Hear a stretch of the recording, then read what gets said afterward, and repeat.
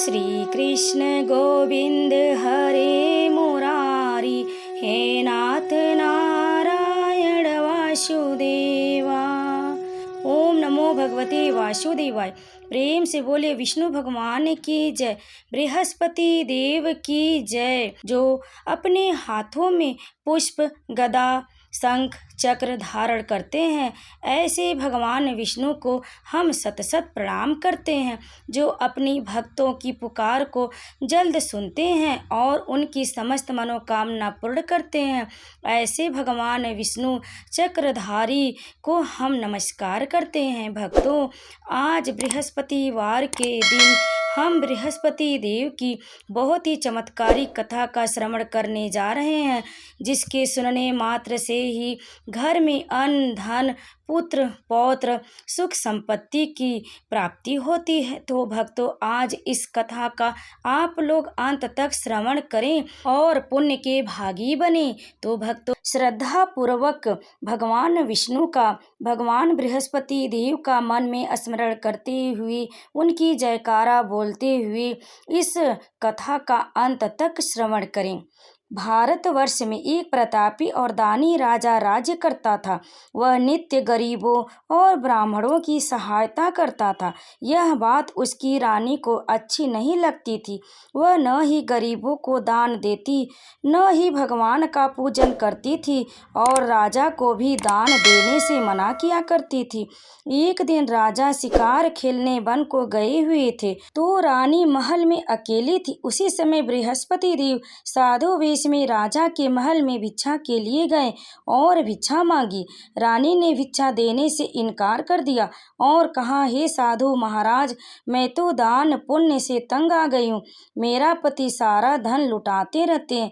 मेरी इच्छा है कि हमारा धन नष्ट हो जाएगा, फिर न रहेगा बांस, न बजेगी बांसुरी। साधु ने कहा, देवी, तुम तो बड़ी विचित्र हो।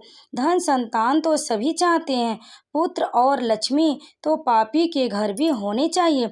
यदि तुम्हारे पास अधिक धन है तो भूखों को भोजन दो, प्यासों के लिए प्याऊ बनवाओ, मुसाफिरों के लिए धर्मशालाएं खुलवाओ।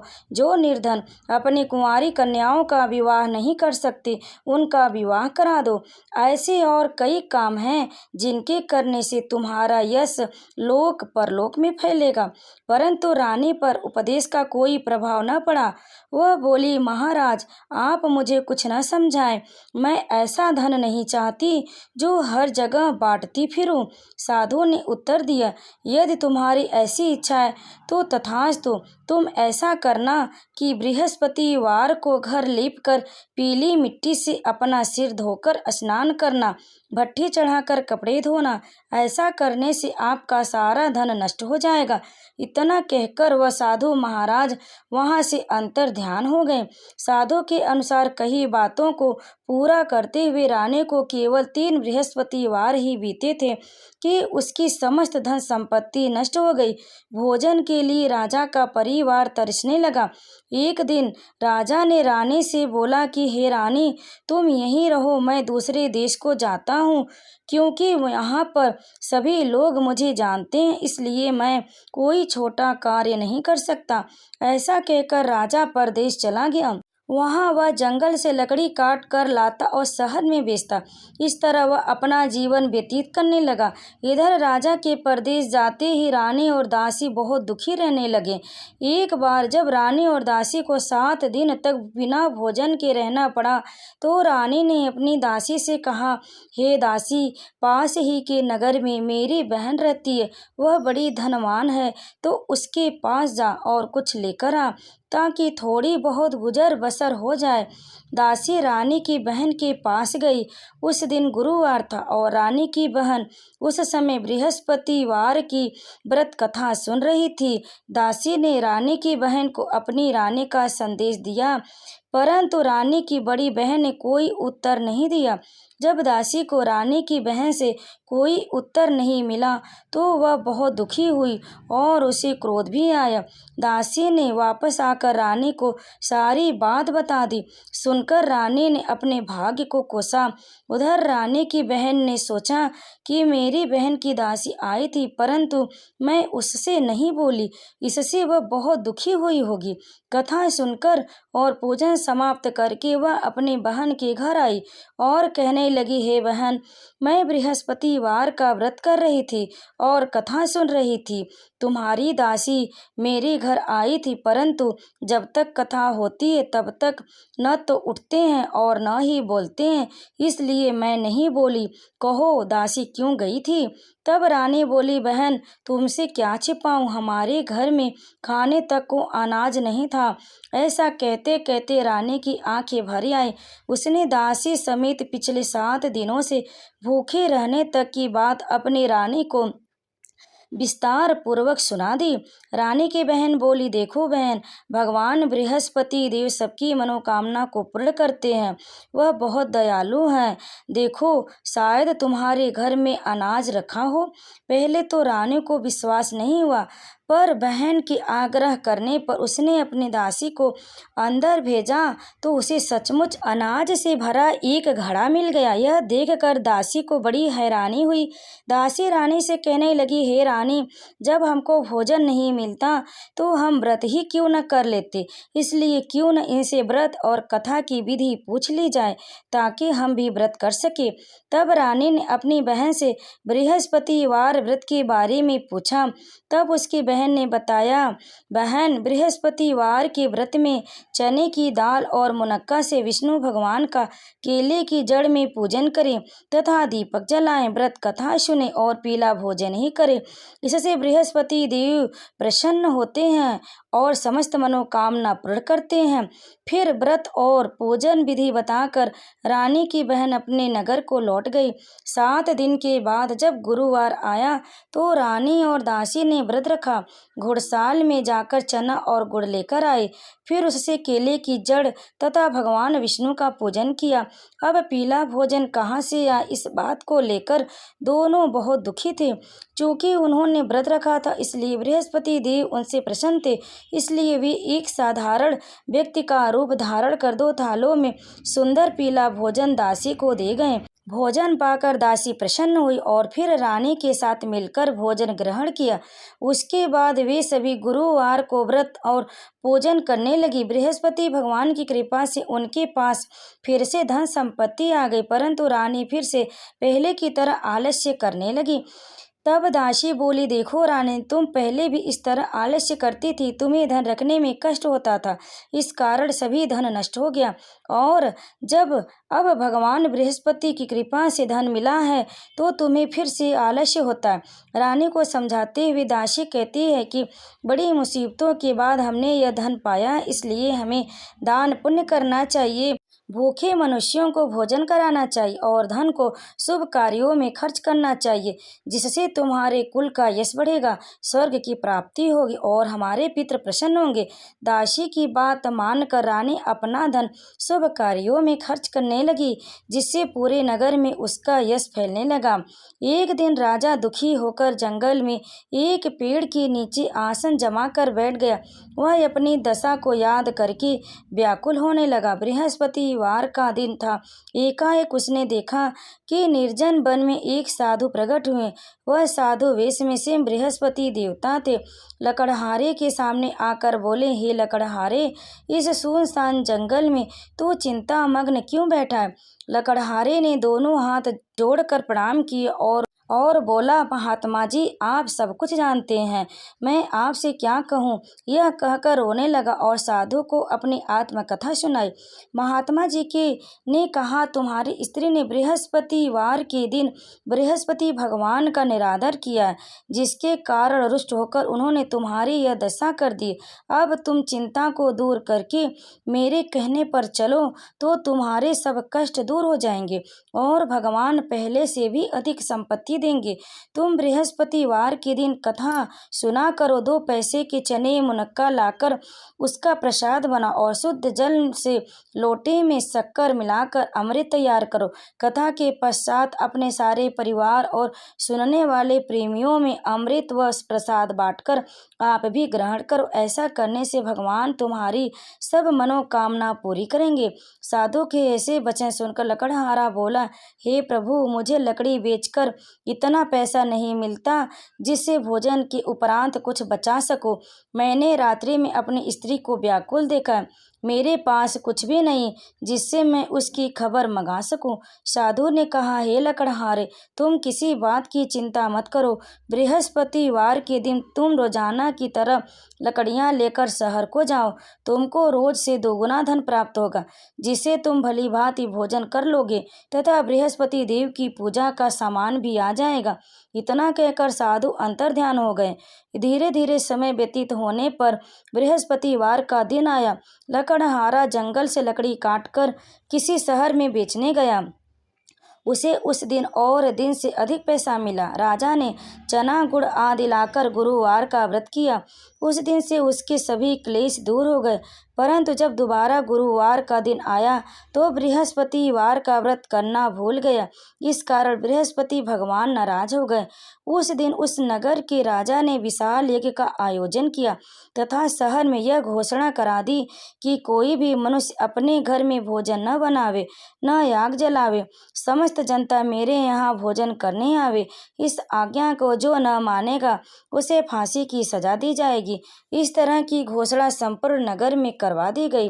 राजा की आज्ञा अनुसार शहर के सभी लोग भोजन करने गए, लेकिन लकड़हारा कुछ देर से पहुंचा। इसलिए राजा उसको अपने साथ लेकर महल में गए और ले जाकर भोजन करा रहे थे तो रानी की दृष्टि उस खूंटी पर पड़ी जिस पर उसका हार लटका हुआ था। वह वहां दिखाई नहीं दिया। रानी ने निश्चय किया कि मेरा हार इस मनुष्य ने चुरा लिया है। उसी समय सिपाहियों को बुलाकर उसको कारागार में डलवा दिया गया।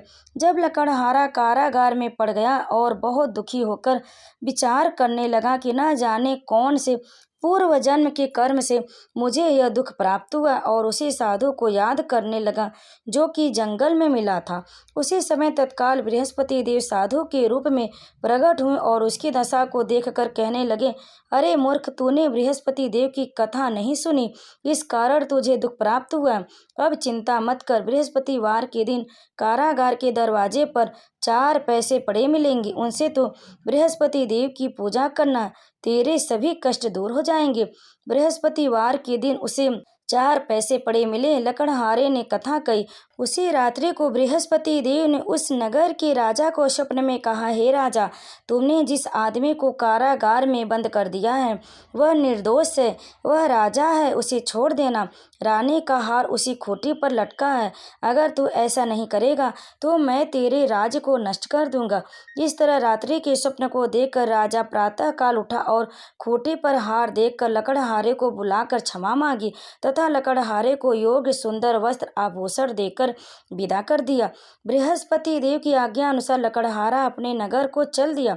राजा जब अपने नगर के निकट पहुंचा तो उसे बड़ा आश्चर्य हुआ। नगर में पहले से भी अधिक बाग, तालाब, कुएं तथा बहुत सी धर्मशाला, मंदिर आदि बन गई हैं। राजा ने पूछा, यह किसका बाग और धर्मशाला है? तब नगर के सभी लोग कहने लगे, यह सब रानी और बांदी के हैं। तो राजा को बहुत आश्चर्य हुआ और गुस्सा भी आया। तब रानी ने यह खबर सुनी कि राजा आ रहे हैं तो उन्होंने बांदी से कहा कि हे दासी, देख, राजा हमको कितनी बुरी हालत में छोड़ गए थे।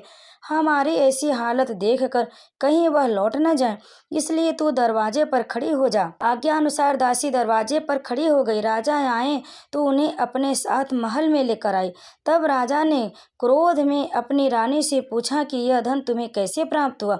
तब उन्होंने कहा, रानी ने बोला, हमें यह सब धन बृहस्पति देव के इस व्रत की प्रभाव से प्राप्त हुआ है।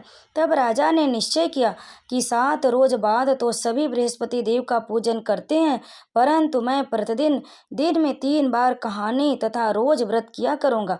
अब हर समय राजा के दुपट्टे में चने की दाल बधी रहती तथा दिन में 3 बार कहानी कहता।